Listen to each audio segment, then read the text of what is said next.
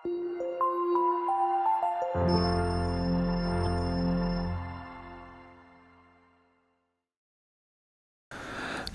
ಸ್ನೇಹಿತರೆ, ಅಮೋಘ ವರ್ಷ ಕೋಚಿಂಗ್ ಸೆಂಟರ್ ಯೂಟ್ಯೂಬ್ ಚಾನಲ್ಗೆ ನಿಮಗೆಲ್ಲ ಸ್ವಾಗತ.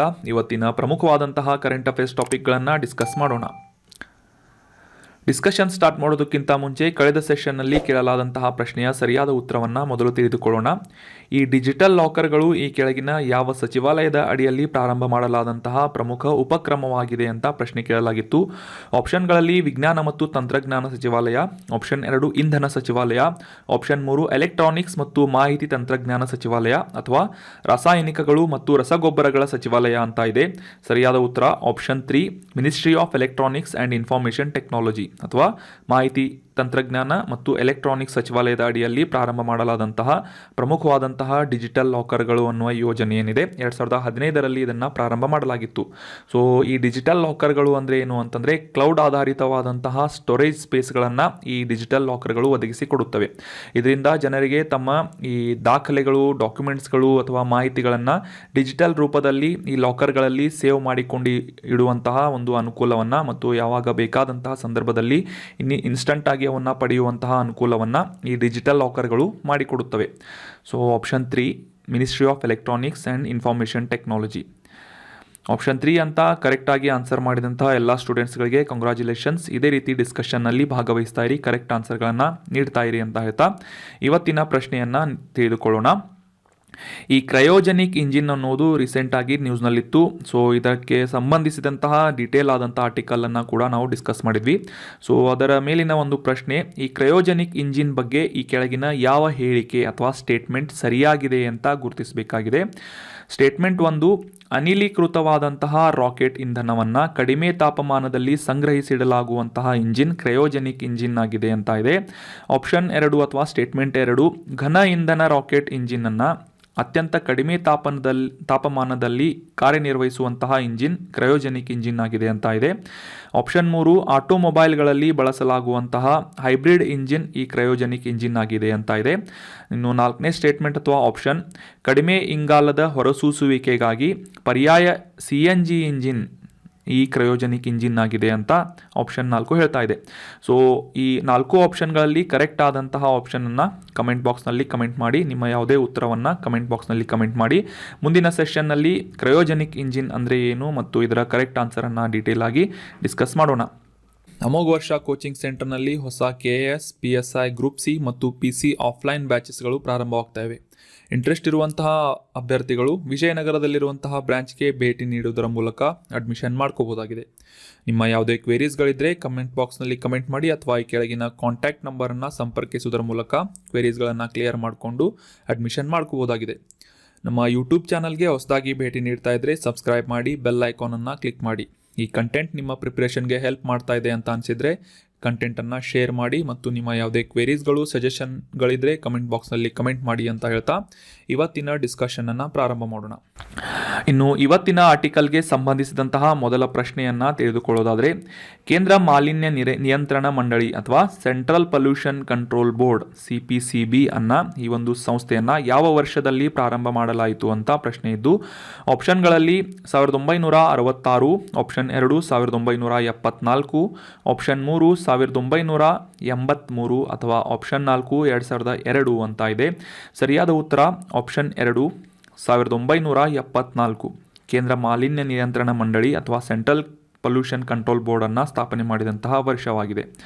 ಸೊ ಈ ಒಂದು ಆರ್ಟಿಕಲನ್ನು ಡಿಸ್ಕಸ್ ಮಾಡುವುದರೊಂದಿಗೆ ಡೀಟೇಲ್ ಆಗಿ CPCB ಬಗ್ಗೆ ಡಿಸ್ಕಸ್ ಮಾಡೋಣ. ಮೊದಲಿಗೆ ಕಾಂಟೆಕ್ಸ್ಟನ್ನು ಅರ್ಥ ಮಾಡ್ಕೊಳ್ಳೋದಾದರೆ 2018ಕ್ಕೆ ಕಂಪೇರ್ ಮಾಡಿದಂತಹ ಒಂದು ಸಂದರ್ಭದಲ್ಲಿ 2022ರಲ್ಲಿ 351ರಿಂದ 311ಕ್ಕೆ ಈ ದೇಶದಾದ್ಯಂತ ಇರುವಂತಹ ನದಿಗಳಲ್ಲಿನ ಕಲುಷಿತ ಪ್ರದೇಶಗಳ ಸಂಖ್ಯೆ ಕಡಿಮೆಯಾಗಿದೆ.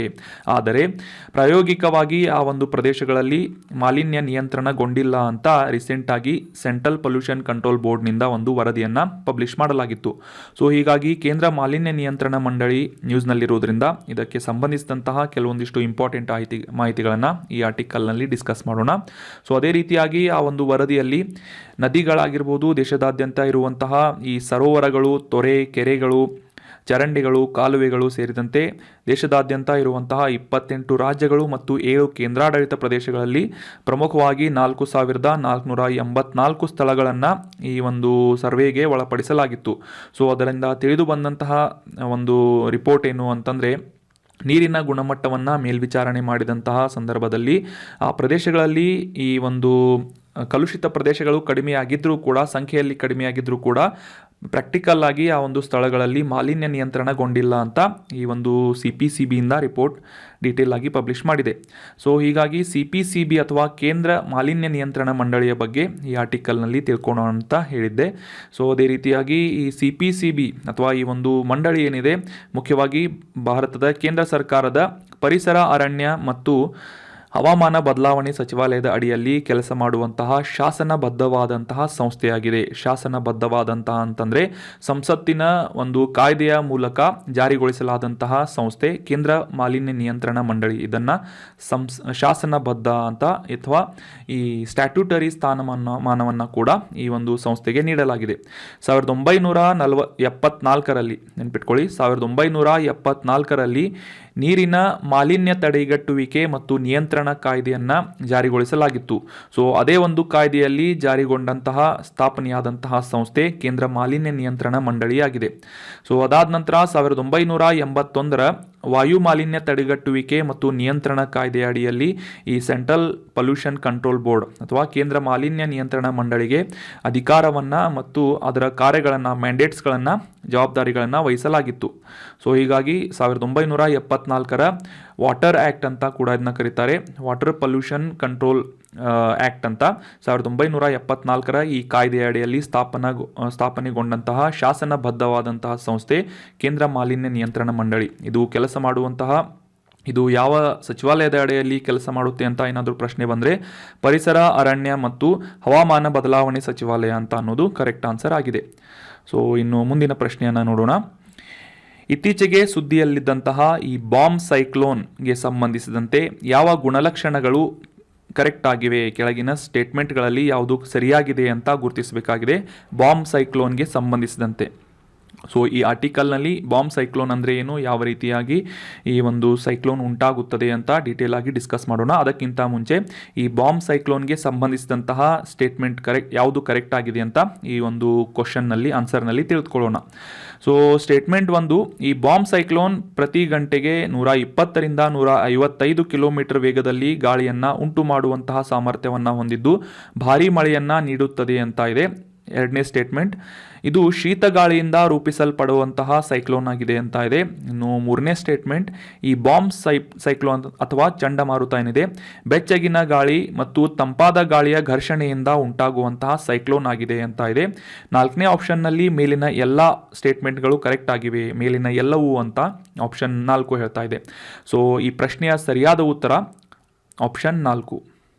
ನಾನು ಪ್ರಶ್ನೆಯನ್ನು ಡಿಸ್ಕಸ್ ಮಾಡುವಂತಹ ಸಂದರ್ಭದಲ್ಲಿ ನೀವು ಆ ಪ್ರಶ್ನೆಯನ್ನು ಅರ್ಥ ಮಾಡಿಕೊಂಡು, ಆಪ್ಷನ್ಗಳನ್ನು ಅರ್ಥ ಮಾಡಿಕೊಂಡು 1 ಸೆಕೆಂಡ್ ಆನ್ಸರ್ ಏನಿರ್ಬೋದು ಅಂತ ಗೆಸ್ ಮಾಡ್ತಾ ಇರಿ. ಅದಾದ ನಂತರ ಆಪ್ಷನನ್ನು, ಕರೆಕ್ಟ್ ಆನ್ಸರನ್ನು ತಿಳಿದುಕೊಳ್ಳಿ, ಅಥವಾ ಆ ಒಂದು ವಿಡಿಯೋವನ್ನು ಪಾಸ್ ಮಾಡಿ 1 ಸೆಕೆಂಡ್ ವೇಟ್ ಮಾಡಿ ಆಮೇಲೆ ಆನ್ಸರನ್ನು ತಿಳಿದುಕೊಳ್ಳಿ. ಇದರಿಂದ ನಿಮ್ಮ ಥಿಂಕಿಂಗ್ ಎಬಿಲಿಟಿ ಮತ್ತು ಗೆಸ್ಸಿಂಗ್ ಎಬಿಲಿಟಿ ಕೂಡ ಇಂಪ್ರೂವ್ ಆಗುತ್ತೆ. ಸೊ ಸರಿಯಾದ ಉತ್ತರ ಮೇಲಿನ ಎಲ್ಲವೂ ಅನ್ನುವುದು ಆಗಿದೆ. ನಾಲ್ಕನೇ ಆಪ್ಷನ್ ಕರೆಕ್ಟ್ ಆಗಿದೆ. ಸೊ ಈ ಮೇಲೆ ನೀಡಲಾದಂತಹ 3 ಆಪ್ಷನ್ಗಳು ಕರೆಕ್ಟ್ ಆಗಿವೆ. ಸೊ ಇದಕ್ಕೆ ಸಂಬಂಧಿಸಿದಂತಹ ಡೀಟೇಲ್ ಆರ್ಟಿಕಲನ್ನು ಈ ಒಂದು ನೆಕ್ಸ್ಟ್ ಸ್ಲೈಡ್ನಲ್ಲಿ ಡಿಸ್ಕಸ್ ಮಾಡೋಣ.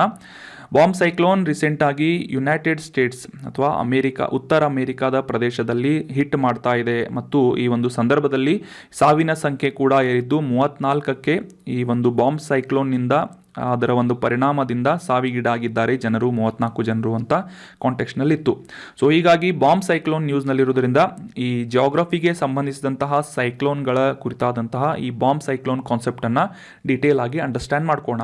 ಈ ಬಾಂಬ್ ಚಂಡಮಾರುತ ಅಥವಾ ಬಾಂಬ್ ಸೈಕ್ಲೋನ್ ಅಂತ ಕರೆಸಿಕೊಳ್ಳುವಂತಹ ಈ ಒಂದು ಚಂಡಮಾರುತ ಏನಿದೆ ಮಧ್ಯ ಅಕ್ಷಾಂಶದಲ್ಲಿ ಅಥವಾ ಮಿಡ್ ಲ್ಯಾಟಿಟ್ಯೂಡ್ನಲ್ಲಿ ಉಂಟಾಗುವಂತಹ ಒಂದು ಸಾಮಾನ್ಯವಾದಂತಹ ಚಂಡಮಾರುತವಾಗಿದೆ. ಸೊ ಇದರ ಒಂದು ಕೆಲವೊಂದಿಷ್ಟು ಕ್ಯಾರೆಕ್ಟರಿಸ್ಟಿಕ್ಸ್ಗಳನ್ನು ಅಥವಾ ಗುಣಲಕ್ಷಣಗಳನ್ನು ತಿಳ್ಕೊಳ್ಳೋದಾದರೆ, ಮುಖ್ಯವಾಗಿ ಕೇಂದ್ರ ಪ್ರದೇಶದಲ್ಲಿ ಸೈಕ್ಲೋನ್ ಉಂಟಾದಂತಹ ಕೇಂದ್ರ ಪ್ರದೇಶದಲ್ಲಿ ಕಡಿಮೆ ಒತ್ತಡ ಉಂಟಾಗುವಂತಹ ಸಂದರ್ಭದಲ್ಲಿ ಈ ಬಾಂಬ್ ಸೈಕ್ಲೋನ್ ಉಂಟಾಗುತ್ತದೆ. ಸೊ ಅದರಲ್ಲೂ ಕೂಡ ಅತಿ ಕಡಿಮೆ ಸಮಯದಲ್ಲಿ ಅಂದರೆ 24 ಗಂಟೆಗಳಲ್ಲಿ 24 ಮಿಲಿಬಾರ್ ಅಂದರೆ ಪ್ರತಿ ಗಂಟೆಗೆ 1 ಮಿಲಿಬಾರ್ನಷ್ಟು ಒತ್ತಡ ಕಡಿಮೆಯಾಗುವಂತಹ ಸಂದರ್ಭದಲ್ಲಿ, ಅಂದರೆ ಇಷ್ಟೊಂದು ತೀವ್ರವಾದಂತಹ ಒತ್ತಡ ಕಡಿಮೆಯಾಗುವಂತಹ ಸಂದರ್ಭದಲ್ಲಿ ಉಂಟಾಗುವಂತಹ ಸೈಕ್ಲೋನನ್ನು ಬಾಂಬ್ ಸೈಕ್ಲೋನ್ ಅಂತ ಕರೆಯಲಾಗುತ್ತೆ.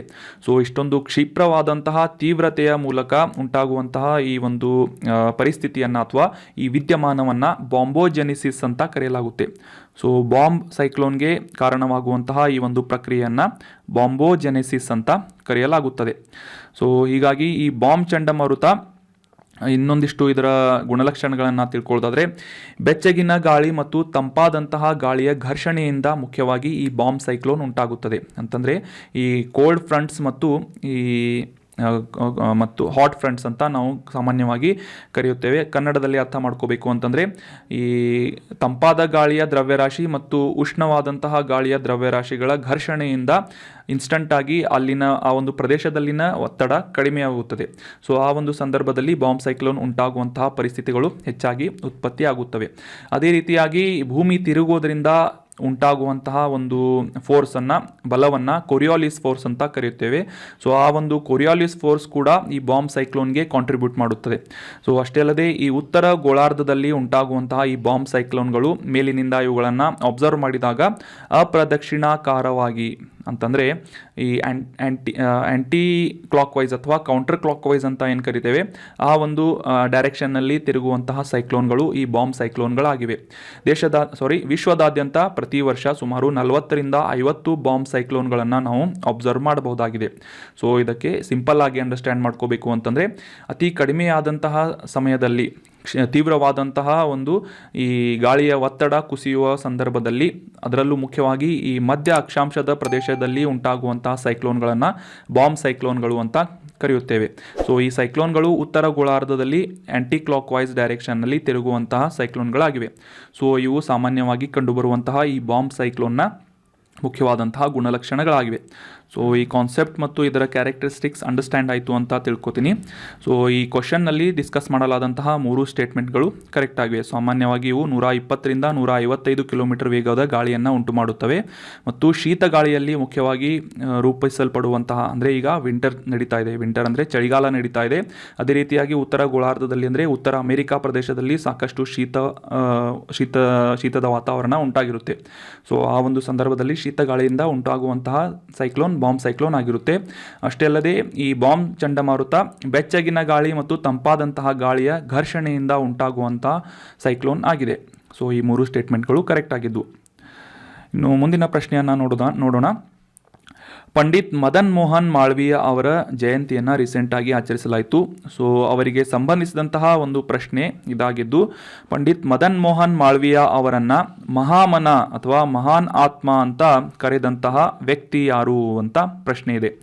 Option 1 Mahatma Gandhi, option 2 Sardar Vallabhbhai Patel, option 3 ball Gangadhar Tilak, option 4 Jawaharlal Nehru ಅಂತ ಇದೆ. ಸರಿಯಾದ ಉತ್ತರ ಆಪ್ಷನ್ 1 ಮಹಾತ್ಮ ಗಾಂಧಿ ಅವರಿಂದ ಮಹಾಮನ ಅಂತ ಬಿರುದನ್ನು ಪಂಡಿತ್ ಮದನ್ ಮೋಹನ್ ಮಾಳವೀಯ ಅವರು ಪಡೆದುಕೊಂಡಿದ್ದರು. ಸೊ ರೀಸೆಂಟಾಗಿ ಅಂತಂದರೆ ಈ ಡಿಸೆಂಬರ್ 25ರಂದು ಪಂಡಿತ್ ಮದನ್ ಮೋಹನ್ ಮಾಳವೀಯ ಅವರ ಜಯಂತಿಯಂದು ನಮ್ಮ ಪ್ರಧಾನಮಂತ್ರಿಯವರು ಅವರಿಗೆ ಗೌರವವನ್ನು ಸೂಚಿಸಿದರು ಅಂತ ಸಂಸತ್ತಿನಲ್ಲಿ ಒಂದು ಕಾರ್ಯಕ್ರಮದಲ್ಲಿ ಗೌರವವನ್ನು ಸೂಚಿಸಿದರು ಅಂತ ಕಾಂಟೆಕ್ಸ್ನಲ್ಲಿತ್ತು. ಸೊ ಹೀಗಾಗಿ ಮದನ್ ಮೋಹನ್ ಮಾಳವೀಯ ಅವರು ನ್ಯೂಸ್ನಲ್ಲಿರೋದ್ರಿಂದ ಅವರ ಕುರಿತಾದಂತಹ ಅವರ ಜೀವನಕ್ಕೆ ಸಂಬಂಧಿಸಿದಂತಹ ಪ್ರಮುಖ ಮಾಹಿತಿಗಳನ್ನು ಈ ಆರ್ಟಿಕಲ್ನಲ್ಲಿ ಡಿಸ್ಕಸ್ ಮಾಡೋಣ.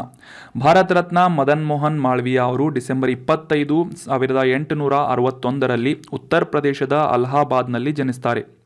ಮುಖ್ಯವಾಗಿ ಇವರ ಕಾಂಟ್ರಿಬ್ಯೂಷನ್ ಅಥವಾ ಕೊಡುಗೆ ಏನು ಅಂತಂದರೆ, ಭಾರತದ ಶಿಕ್ಷಣ ವ್ಯವಸ್ಥೆಯನ್ನು ಅಭಿವೃದ್ಧಿಪಡಿಸುವುದು ಮತ್ತು ಭಾರತದ ಸ್ವತಂತ್ರ ಚಳುವಳಿಯಲ್ಲಿ ಅವರ ಪಾತ್ರ ಮಹತ್ವದ್ದಾಗಿದೆ ಅಂತ ಇತಿಹಾಸದಲ್ಲಿ ಗುರುತಿಸಲಾಗುತ್ತೆ.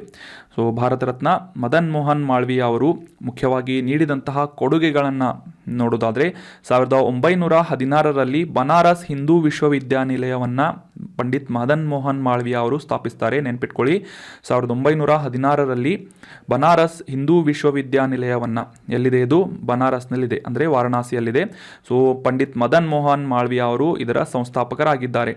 ನಂತರ 1919ರಿಂದ 1938ರವರೆಗೆ ಈ ವಿಶ್ವವಿದ್ಯಾನಿಲಯದ ಉಪಕುಲಪತಿಗಳಾಗಿ ಸೇವೆಯನ್ನು ಸಲ್ಲಿಸ್ತಾರೆ.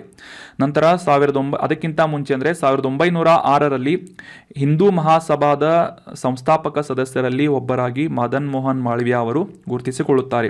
ಅಷ್ಟೇ ಅಲ್ಲದೆ ಭಾರತದಲ್ಲಿ ಸ್ಕೌಟ್ಸ್ ಮತ್ತು ಗೈಡ್ಸ್ ಅನ್ನುವ ಈ ಒಂದು ಡಿಸಿಪ್ಲಿನರಿ ಇನ್ಸ್ಟಿಟ್ಯೂಷನ್ಸ್ಗಳನ್ನು ಸ್ಥಾಪನೆ ಮಾಡುವುದರಲ್ಲಿ ಕೂಡ ಮದನ್ ಮೋಹನ್ ಮಾಳವಿಯ ಅವರ ಪಾತ್ರ ಹಿರಿದಾಗಿದೆ. ಅದಾದ ನಂತರ 1918ರಲ್ಲಿ ಸತ್ಯಮೇವ ಜಯತೆ ಅನ್ನುವ ಒಂದು ಪ್ರಸಿದ್ಧವಾದಂತಹ ವಾಕ್ಯವನ್ನು ಈ ಕಾಂಗ್ರೆಸ್ ಅಧಿವೇಶನದಲ್ಲಿ ಹೇಳಿದಂತಹ ಈ ಒಂದು ಉಚ್ಚಾರಣೆ ಮಾಡಿದಂತಹ ವ್ಯಕ್ತಿ ಮದನ್ ಮೋಹನ್ ಮಾಳವಿಯ ಆಗಿದ್ದಾರೆ. ಈ ರೀತಿಯಾದಂತಹ ಪ್ರಶ್ನೆಗಳನ್ನು ಕೂಡ SSC ಕ್ವಶನ್ಸ್ಗಳಲ್ಲಿ ಕೇಳ್ತಾ ಇರ್ತಾರೆ. ಈ SSC ಅಂತಂದರೆ CGL ಆಗಿರ್ಬೋದು, CHSL ಆಗಿರ್ಬೋದು, ಈ ರೀತಿಯಾದಂತಹ ಎಕ್ಸಾಮ್ಗಳಲ್ಲಿ ಈ ರೀತಿಯಾದಂತಹ ಘೋಷಣೆಗಳನ್ನು ಯಾರು ಮಾಡಿದ್ದಾರೆ, ಯಾವ ವರ್ಷದಲ್ಲಿ ಮಾಡಿದ್ದಾರೆ, ಮಾಡಿದವರ ಹೆಸರೇನು ಅಂತ ಈ ರೀತಿಯ ಪ್ರಶ್ನೆಗಳನ್ನು ಕೇಳ್ತಾ ಇರ್ತಾರೆ. 1918ರಲ್ಲಿ ರಾಷ್ಟ್ರೀಯ ಕಾಂಗ್ರೆಸ್ ಅಧಿವೇಶನದಲ್ಲಿ ಪಂಡಿತ್ ಮದನ್ ಮೋಹನ್ ಮಾಳವಿಯ ಅವರು ಸತ್ಯಮೇವ ಜಯತೆ ಅಂತ ಘೋಷಣೆಯನ್ನು ಮಾಡಿದರು. ನಂತರ ಈ ಕಾಂಗ್ರೆಸ್ ಅಧಿವೇಶನದಲ್ಲಿ 4 ಬಾರಿ ಈ ಅಧ್ಯಕ್ಷತೆಯನ್ನು ಮದನ್ ಮೋಹನ್ ಮಾಳವಿಯ ಅವರು ಅಲಂಕರಿಸಿದರು.